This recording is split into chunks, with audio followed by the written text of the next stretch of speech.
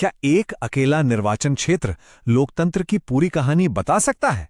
आज हम उत्तराखंड के थराली में एक आधुनिक चुनाव के राजनीतिक परिदृश्य की गहराई से पड़ताल करेंगे। एक ऐसी जगह जहां पहाड़ों की चुनौतियां सीधे सीधे वोटों में तब्दील होती हैं। तो मंच है हिमालय की गोद में बसा उत्तराखंड, और यहाँ थराली की कहानी असल में लोकतंत्र की बड़ी चुनौतियों और रणनीतियों का एक छोटा पर बहुत शक्तिशाली आईना है। ये सिर्फ एक जगह की कहानी नहीं है, बल्कि ये पूरे देश की चुनावी नब्ज को समझने की एक कोशिश है। इस पूरे विश्लेषण को समझने के लिए हम इसे 5 हिस्सों में देखेंगे। ये हमारे लिए एक तरह का रोड मैप है जो जमीन की हकीकत से शुरू होकर एक ठोस कारगर रणनीति तक पहुंचता है। देखिए, किसी भी चुनावी रणनीति की नींव जमीन को समझने से ही रखी जाती है।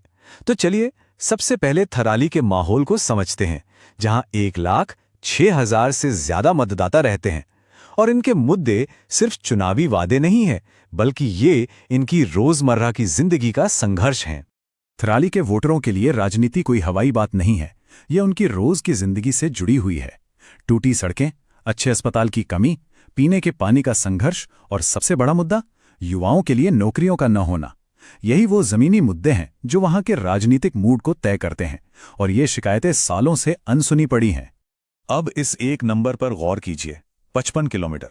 ये सिर्फ एक दूरी नहीं है, ये दिखाता है कि सार्वजनिक सेवाएं कितनी बुरी तरह से नाकाम हुई हैं। सोचिए, किसी इमरजेंसी में कई गांव वालों को एक ढंग के अस्पताल तक पहुंचने के लिए ये जानलेवा सफर तय करना पड़ता है। ये सिर्फ एक आंकड़ा नहीं, बल्कि पूरे सिस्टम की नाकामी का प्रतीक है। और यही दूरी हर परिवार के लिए उम्मीद और डर का एक लंबा सफर बन जाती है। ये साफ दिखाता है कि बुनियादी ढांचे की कमी के नतीजे कितने भयानक हो सकते हैं, खास तौर पर उन लोगों के लिए जो बड़े शहरों से बहुत दूर रहते हैं। और इन सारी चुनौतियों का एक सीधा नतीजा निकलता है पलायन। जब स्थानीय स्तर पर नौकरियां नहीं होती तो युवा गांव छोड़कर जाने पर मजबूर हो जाते हैं। गांव खाली हो रहे हैं और परिवार अपने भविष्य को लेकर परेशान हैं। ये इस इलाके की एक बहुत बड़ी, एक खामोश पीड़ा है। और यहीं पर हमें संवैधानिक मूल्यों को याद करना जरूरी हो जाता है। देखिए, विकास का मतलब सिर्फ प्रोजेक्ट्स बनाना नहीं है। इसका असली मतलब है हर एक नागरिक को वो सम्मान और वो गरिमा देना जिसके वे हकदार हैं। नागरिकों का बुनियादी सेवाओं पर अधिकार सीधे तौर पर शासन की जिम्मेदारी से जुड़ा है। तो हमने जमीन की भावनाओं को समझ लिया। अब उन ठोस आंकड़ों की तरफ चलते हैं जो राजनीतिक चुनौती को और साफ तौर पर दिखाते हैं, क्योंकि चुनाव में आखिरकार नंबर ही बोलते हैं। पिछले 4 चुनावों का ये रिकॉर्ड एक साफ पैटर्न दिखाता है। 2012 में एक बहुत छोटी सी जीत के बाद आईएनसी की चुनावी स्थिति लगातार कमजोर होती गई। वहीं दूसरी तरफ बीजेपी ने अपनी पकड़ लगातार मजबूत की है। ये ग्राफ कहानी को और भी साफ कर देता है। आप देखिए, एक तरफ बीजेपी का वोट शेयर 31% से बढ़कर लगभग 52% तक पहुंच गया है, और वहीं दूसरी तरफ आईएनसी का वोट शेयर नीचे आया है। यह सिर्फ एक सीट हारना नहीं है, ये वोट शेयर में एक बड़ी गिरावट है जो चुनौती को और भी गंभीर बना देती है। यहां एक बहुत जरूरी चुनावी सबक छिपा है। ज्यादातर लोग सोचते हैं कि ज्यादा वोटिंग का मतलब विपक्ष को फायदा, पर यहां उल्टा हुआ। ज्यादा वोटिंग ने सत्ताधारी दल की जीत का अंतर और भी बढ़ा दिया, जो दिखाता है कि उनका वोट मैनेजमेंट कहीं ज्यादा असरदार रहा। तो हमने ये तो देख लिया कि क्या हुआ। अब सवाल यह है कि ऐसा क्यों हुआ। इसके लिए आइए विपक्ष के नजरिए से एक स्वॉट विश्लेषण करते हैं, यानी उनकी ताकत, कमजोरियां, अवसर और खतरों को समझते हैं। ये स्वॉट विश्लेषण पूरी तस्वीर सामने रख देता है। एक तरफ उम्मीदवार की साफ छवि जैसी ताकत है, तो दूसरी तरफ कमजोर जमीनी अभियान जैसी कमजोरियां। अफसरों में स्थानीय मुद्दों पर सरकार के खिलाफ नाराजगी है, तो खतरों में बीजेपी का मजबूत केंद्रीय नेतृत्व। असली रणनीति इन चारों के बीच संतुलन बनाने की ही कला है। अब उम्मीदवार की प्रोफाइल को देखें तो एक मिलीजुली तस्वीर सामने आती है। उनकी अपनी साख और जमीनी पहचान बहुत मजबूत है, लेकिन आज के ज़माने की चुनावी मशीनरी चलाने के लिए जो चीज़ें ज़रूरी हैं, जैसे डिजिटल कैंपेन और फंडिंग, उन मामलों में साफ तौर पर कमी दिखती है, और ये कमियां आज के चुनावों में निर्णायक साबित हो सकती हैं।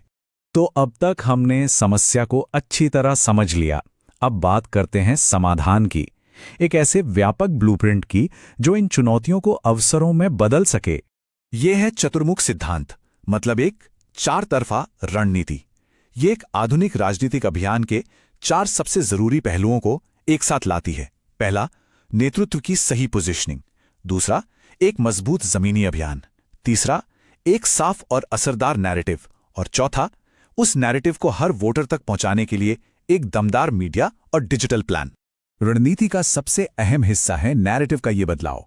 सत्ताधारी दल का फोकस बड़े प्रोजेक्ट्स और राष्ट्रीय नेतृत्व पर है। इसके जवाब में प्रस्तावित नैरेटिव क्या है? बातचीत को पूरी तरह से जमीनी, ठोस और महसूस किए जाने वाले मुद्दों पर ले आओ। मतलब कागजी विकास के ऊपर असली विकास की बात करो। और हाँ, डिजिटल अभियानों की बात करते हुए एक बहुत जरूरी बात याद रखनी चाहिए, मतदाता की निजता का सम्मान। भारत के डिजिटल पर्सनल डेटा प्रोटेक्शन कानून के तहत डेटा का कोई भी इस्तेमाल लोगों की सहमति से और सिर्फ बताए गए मकसद के लिए ही होना चाहिए। किसी भी रणनीति की नींव भरोसे पर टिकी होती है और भरोसा तोड़कर कोई चुनाव नहीं जीता जा सकता। चलिए अब चुनाव जीतने की रणनीति से आगे बढ़कर इसके असली मकसद पर बात करते हैं, क्योंकि चुनाव जीतना मंजिल नहीं है बल्कि एक बेहतर शासन देने की शुरुआत है। ये एक सवाल है जो हम सबको सोचना चाहिए। जब चुनाव का सारा शोर शराबा खत्म हो जाता है, जब सारे नारे और वादे हवा में घुल जाते हैं, तो पीछे क्या रह जाता है? जमीन पर असल में क्या बदलता है? और यही इस पूरे विश्लेषण का निचोड़ है। चुनावी रणनीति और डेटा ये सब सिर्फ औजार हैं। असली मकसद है एक बेहतर शासन देना, जिससे लोगों की समस्याओं का समाधान हो और उनका जीवन सच में बेहतर बन सके। यदि आप एक जन केंद्रित नेता बनना चाहते हैं और अपने निर्वाचन क्षेत्र का उत्थान करना चाहते हैं, तो blueprintstrategies.ai से mgr@blueprintstrategies.ai पर संपर्क करें या 0802 4204 1602 पर कॉल करें। राजनीति से परे उद्देश्य।